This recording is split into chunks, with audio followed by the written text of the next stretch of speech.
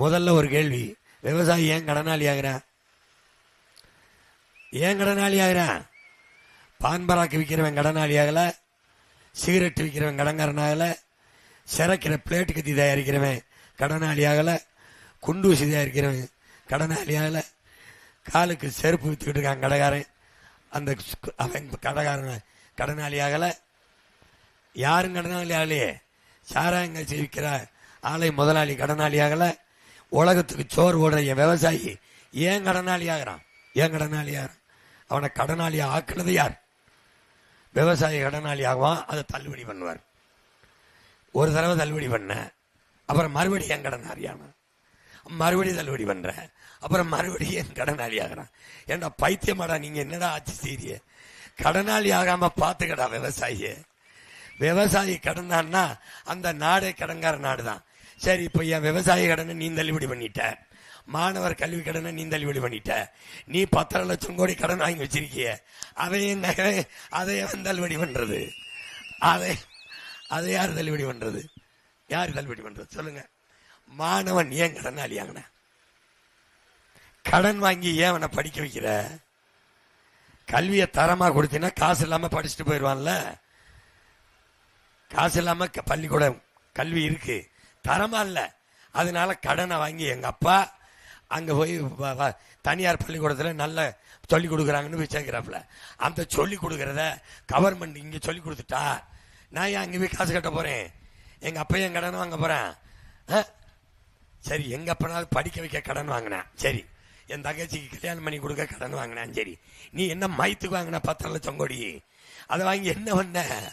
அது யாராவது? ஏய், எங்கப்பா ஒரு தகப்பேன், ஒரு வீட்டுக்கூட தகப்பேன் எங்க அப்பா இருக்காரு. இப்ப எங்க அப்பாட்ட வந்து ஏப்பா கடன் வாங்கினேன்னு கேட்கிறேன்னு வச்சுக்க.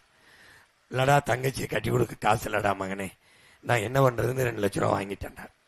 அப்புறம் ஏப்பா, உன்னைய படிக்க வைக்க காசு இல்லடா மகனே, உன்னைய படிக்க வச்சு ஒரு ஆளாக்கணும் கடன். எங்க அப்பா சொல்ற கடன்ல ஒரு நியாயம் இருக்கு, ஒரு தருமை இருக்கு. ஆனாலும் இந்த அரசு கடனை வாங்கி கல்வியை நிலையில வைக்க கூடாது. ஏன்னா கல்வியை கொடுக்க வேண்டியது அரசின் கடன். அதை கடன் வாங்கி படிக்கிற நிலையில வச்சா அந்த அரச கடன், மாணவர் கடன் தள்ளுபடி, விவசாய கடன் தள்ளுபடி, இப்படி செய்கிற அந்த அரசை இந்த தேர்தலில் நாம் தள்ளுபடி செய்யணும், தள்ளுபடி பண்ணிடணும். புரியுதா? ஒரு அப்பா, நான் இருக்கேன்னா என் பிள்ளைக்கு எங்க அப்பா எனக்கு சொத்து வச்சுட்டு போக வேண்டியது இல்லை, பரவாயில்ல, பெரிய வீடு கட்டி தேவையில்லை, ஒரு பணம் வங்கியில பரவாயில்ல. ஆனால் நல்ல அப்பன் பிள்ளைங்களுக்கு கடனை வச்சுட்டு போயிடக்கூடாது. கடன்கார பையன் மகனே அப்படின்னு சொல்ல வச்சிடக்கூடாது. கடன் வாங்கினவன் நிம்மதியா வாழ முடியாது. வீட்டில் எந்த நேரம் வந்து கதவை தட்டுவாங்க கடன்கார பையன், முச்சந்தில் நின்று சட்டை பிடிச்சி இழுத்து கேட்பான், மானங்கட கேள்வி கேட்பான், பயத்திலேயே வாழ்வான் கடன்கார பையன். அதனால கடனை வச்சுட்டு போகக்கூடாது. ஒரு வீட்டில் தகப்பனே தலைவனே கடன் வச்சுட்டு போக கூடாதுன்னா, நாட்டில் நம்மளை ஆண்டவங்க 10 லட்சம் கோடி கடன் வச்சிருக்காங்க. 10,71,000 கோடி கடன், வட்டி 1 லட்சம் கோடிக்கு மேல கட்டுறாங்க. நாட்டின் பட்ஜெட் 3 லட்சம் கோடி தான். இதுல வட்டியே 1 லட்சம் கோடிக்கு மேல கட்டிட்டா வாத்தியாருக்கு சம்பளம் கொடுக்க முடியல, டாக்டருக்கு சம்பளம் கொடுக்க முடியல, நர்ஸுக்கு கொடுக்க முடியல, போக்குவரத்து தொழிலாளி கொடுக்க முடியல, எதுக்கும் கொடுக்க முடியல. எதை வச்சு கொடுக்குது? சாராயம் வித்து 50,000 கோடியில வச்சு வண்டி ஓட்டிக்கிட்டு இருக்கு. எப்படி இருக்கு? சாராய கடை மூடு, கதை முடிஞ்சிடும். புரியுத? ஒரு படம் வந்துச்சு, டாஸ்மார்க்னே படத்துக்கு பேரு. அதுல அவன் சொல்லுவான், மச்சான் குடிச்சா நம்ம தான் தள்ளாடுவோம், நம்ம குடிக்கல கவர்மெண்டே தள்ளாடி இருப்பான். அதான் உண்மை. இது குடியரசு. நீ சொல்லு, நம்ம நாடு ரிபப்ளிக் கண்ட்ரி, குடியரசு. ஏன் குடியரசு சொல்லு?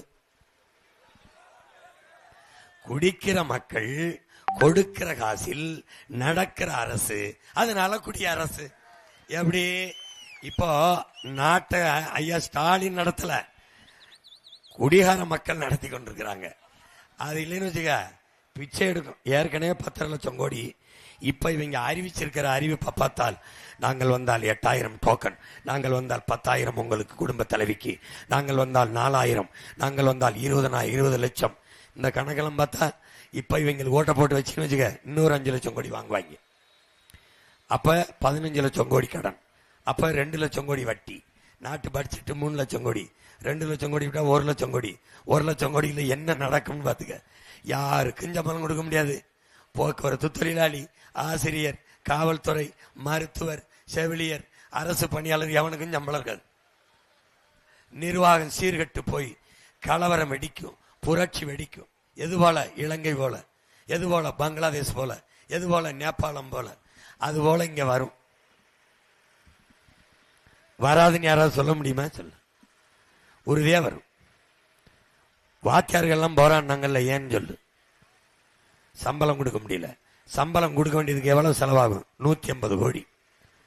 ஆனால் ஒவ்வொரு வங்கி கணக்குக்கும் 5000 போட்டாங்க பத்தியா, அதுல மட்டும் 6800 கோடியை இழந்திருக்கு. 150 கோடி கொடுத்து பிள்ளைகளுக்கு படிப்பை சொல்லிக் கொடுக்கிற, அறிவை சொல்லிக் கொடுக்கிற ஆசிரியருக்கு சம்பளம் கொடுக்க வக்கற்ற அரசு 6800 கோடியை இலவசத்தில் இழக்குது.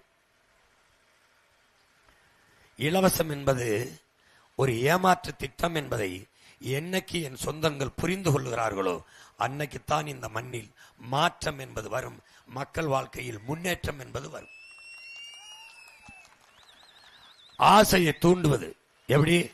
ஆசையை தூண்டுவது, நல்ல காலம் பிறக்குது, நல்ல காலம் பிறக்குது, நல்ல காலம் பிறக்குது, இந்த வீட்டில் ஒரு நல்ல காலம் நடக்க போகுது, எல்லாம் கொட்ட போகுது, கிட்ட போகுதுன்னு அந்த அம்மா நல்ல காலம் பிறக்குதுங்கிறான், ஏதோ ஒன்று நடக்குதுன்ட்டு அரிசி அள்ளிட்டு வந்து போட்டுரும். புரியுதா? இந்த குடுகுடுப்பக்காரங்க தான் கிளிச்சோசிக்காரன் பண்ண, ஐயாவுக்கு வந்திருக்கிறவருக்கு நல்லது நடக்கணும், அவருக்கு ஒரு இதை, அது அவர் ராசிக்கு ஒரு சீட்டை எடு அப்படின்னு சொன்ன உடனே ஒரு சீட் எடு. உனக்கு என்ன பண்ணுவோம்? ஏதோ நல்லது நடக்க போகுதுன்னு நினச்சிக்கிட்டு இருப்பேன். அது மாதிரி இவன் உன் ஆசையை தூண்டுறேன். நான் வந்தேன்னா ஃப்ரிட்ஜு தருவேன், நான் வந்தேன்னா 1 கிலோ எண்ணெய், 1 லிட்டர் எண்ணெய், 1 கிலோ பருப்பு, நான் வந்தேன்னா தாலிக்கு ஒரு தங்கம் தருவேன், நான் வந்தேன்னா 6 சிலிண்டரு, இல்லை நான் வந்தேன்னா 3 சிலிண்டரு.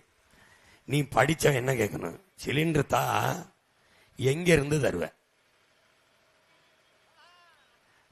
காசுதா 2000 தான் குடும்ப தலைவிக்கு, எங்கிருந்து தருவ? 8000 டோக்கன் கொடுங்க, எங்கிருந்து கொடுப்பீங்க?